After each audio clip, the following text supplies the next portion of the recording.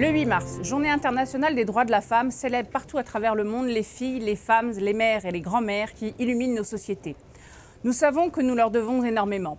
Et c'est pourquoi il est important de renouveler le soutien que nous leur apportons. Notre civilisation, comparée à d'autres, a toujours placé les femmes en très haute estime.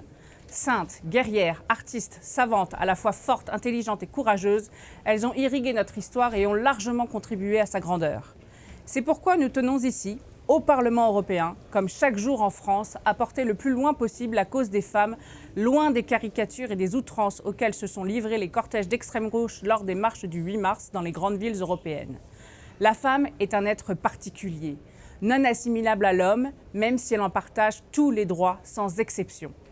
Elle n'est pas un homme comme les autres, mais n'est pas non plus le soldat d'une guerre des sexes à laquelle appellent, en des termes à peine voilés, les idéologues de gauche.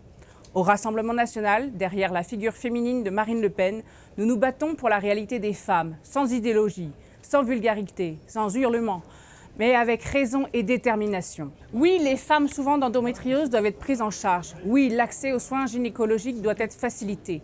Oui, elles peuvent aller et venir dans l'espace public en robe et exercer le métier qui leur plaît. Oui, elles doivent pouvoir concourir en sport face à d'autres femmes.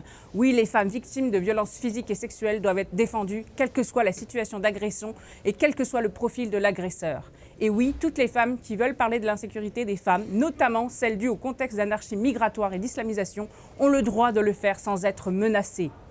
Dans un contexte divers démographique qui frappe tout notre continent, nous voulons également redire notre soutien aux femmes qui ont choisi d'être mères et donc de faire grandir le monde de demain.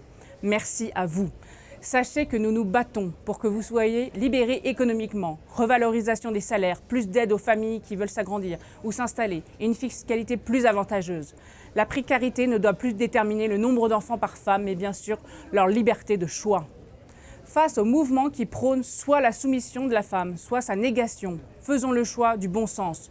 Retrouvons une harmonie qui seule est capable d'offrir à nos concitoyennes une société saine où elles soient à la fois libres et en sécurité.